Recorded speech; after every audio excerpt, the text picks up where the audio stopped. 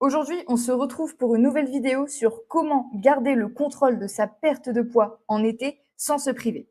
L'été arrive, les températures augmentent, les invitations au barbecue s'enchaînent, les apéros en terrasse reviennent, les vacances approchent.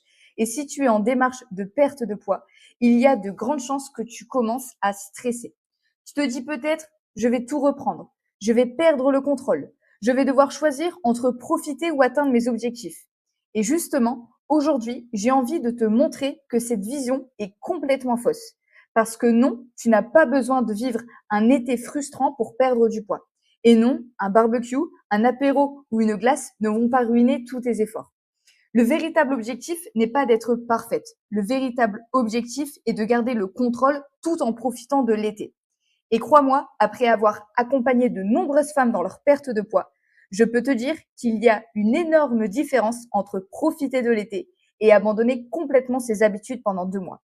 Alors, voyons ensemble comment continuer à avancer vers tes objectifs sans passer ton été à compter chaque calorie. Premièrement, arrête de voir l'été comme une période perdue. La première erreur que je vois chaque année, c'est cette mentalité du « de toute façon, c'est l'été, je reprendrai sérieusement à la rentrée ». Et c'est exactement ce qui fait que beaucoup de femmes se retrouvent en septembre avec plusieurs kilos supplémentaires. Parce qu'elles passent d'un extrême à l'autre. Soit elles veulent être parfaites, soit elles abandonnent complètement. Alors qu'en réalité, la perte de poids ne dépend pas de ce que tu fais pendant une journée. Elle dépend de ce que tu fais la majorité du temps. Ce n'est pas le barbecue du samedi qui te fait prendre du poids. Ce n'est pas l'apéro sur la plage. Ce n'est pas la glace partagée avec les enfants. C'est l'accumulation de petits excès répétés chaque jour pendant plusieurs semaines. La question n'est donc pas comment éviter tous les écarts, mais plutôt comment garder de bonnes habitudes la majorité du temps. Et ça change tout. Deuxièmement, profite de la chaleur pour manger plus léger. La bonne nouvelle, c'est que l'été nous aide naturellement à manger moins lourd. Quand il fait 32 degrés, par exemple, on a rarement envie d'une raclette ou d'un gratin à la crème. Donc, profites-en. Privilégie les aliments qui sont frais et volumineux et qui apportent beaucoup de satiété pour peu de calories. Donc, par exemple, les tomates, les concombres, les carottes, la salade verte, les radis, les courgettes, les poivrons, les haricots verts. Remplis ton assiette avec tous ces aliments. Ils prennent de la place dans l'estomac, ils apportent des fibres, des vitamines et ils permettent souvent de réduire naturellement la portion des aliments plus caloriques. Même chose pour les fruits d'été. La pastèque est un excellent exemple. Elle contient énormément d'eau et elle est relativement peu calorique. Le melon peut être aussi une excellente option. Ces aliments permettent souvent de satisfaire une envie de fraîcheur ou de sucré sans exploser les calories de la journée. L'idée n'est pas de manger uniquement des salades, l'idée c'est simplement de profiter des avantages naturels de la saison. Troisièmement, apprends à gérer les barbecues. Maintenant, parlons du sujet qui fait peur à tout le monde, les barbecues. Parce que beaucoup de personnes pensent qu'un barbecue, c'est automatiquement incompatible avec une perte de poids. Et pourtant, pas du tout. Le problème, c'est généralement pas la viande. Ce sont souvent les accompagnements, les sauces et le grignotage permanent. Quelques astuces simples. Commence toujours par les crudités. Tomates, concombres, salades, carottes. Cela permet déjà de calmer la faim. Ensuite, privilégie le poulet, la dinde, les brochettes maison, les steaks hachés maigres, le poisson. Puis, ajoute une portion raisonnable de féculents si tu en as envie. Le plus important reste de manger en conscience. Parce que souvent, lors d'un barbecue, ce ne sont pas les repas qui posent problème. C'est le fait de manger pendant 3 heures sans s'en rendre compte. Quatrièmement, les apéros.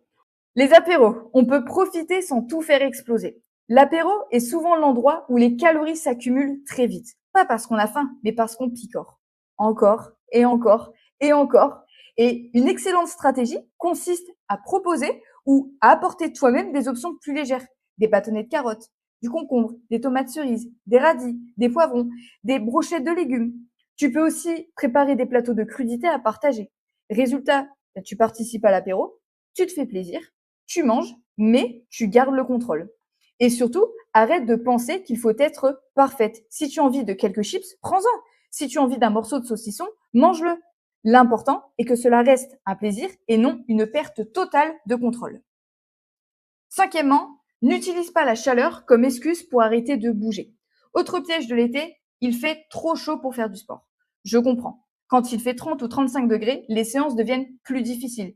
Mais attention, à ne pas transformer une adaptation nécessaire en abandon complet. Tu n'es pas obligé de faire la même intensité qu'en hiver. Tu peux réduire un peu le rythme, raccourcir la séance, t'entraîner plus tôt le matin, t'entraîner plus tard le soir, privilégier les zones ombragées, faire davantage de marche. L'objectif n'est pas la performance. L'objectif, c'est de conserver l'habitude. Parce que lorsqu'on arrête totalement pendant plusieurs semaines, il devient beaucoup plus difficile de reprendre ensuite. Même une séance plus courte reste infiniment meilleure qu'aucune séance. Sixièmement, l'hydratation devient une priorité. En été, l'hydratation joue un rôle énorme. D'abord parce qu'on transpire davantage, mais aussi parce que beaucoup de personnes confondent la soif et la faim. Résultat, elles grignotent alors qu'elles ont simplement besoin de boire. Et toujours une bouteille d'eau avec toi. Bois régulièrement tout au long de la journée et augmente naturellement tes apports lorsque les températures sont élevées. Une bonne hydratation aide aussi à maintenir de meilleures performances sportives, à limiter la fatigue et à mieux gérer l'appétit.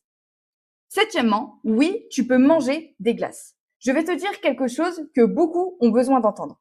Tu as le droit de manger une glace. La perte de poids n'est pas censée t'empêcher de vivre. Si tu aimes les glaces à l'eau, c'est une excellente option en été puisque ce sont souvent les moins caloriques. Mais même une glace plus gourmande de temps en temps ne va pas ruiner tes résultats. Ce qui compte, encore une fois, c'est l'équilibre global.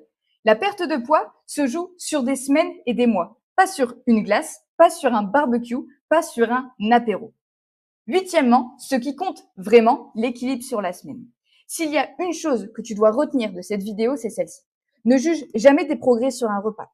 Ne juge jamais tes progrès sur une journée. Regarde toujours la semaine dans son ensemble. Si tu manges équilibré la majorité du temps, si tu continues à bouger, si tu restes active, si tu gardes quelques habitudes simples, alors tu peux parfaitement profiter de l'été tout en continuant à perdre du poids. L'objectif n'est pas de vivre un été sous contrôle militaire. L'objectif, c'est d'apprendre à vivre normalement tout en avançant vers tes objectifs. Parce qu'au final, c'est ça une perte de poids durable. Alors, cette année, je veux que tu arrêtes de croire que tu dois choisir entre profiter de l'été et perdre du poids. Tu peux faire les deux. Tu peux profiter des barbecues, tu peux profiter des apéros, tu peux manger une glace, tu peux partir en vacances et continuer malgré tout à progresser. Parce que ce qui transforme ton corps, ce n'est pas ce que tu fais occasionnellement. C'est ce que tu fais de façon régulière. Aujourd'hui, si tu hésites encore à démarrer parce que l'été est déjà là ou presque, rappelle-toi une seule chose. Il n'est jamais trop tard pour commencer ton summer body. Parce que les changements que tu peux obtenir au cours des prochaines semaines te permettront de vivre cet été beaucoup plus sereinement, beaucoup plus librement et beaucoup plus pleinement. Alors que si tu repousses encore à septembre, tu risques simplement de revivre exactement la même situation l'année prochaine. Alors commence maintenant, même imparfaitement, mais commence.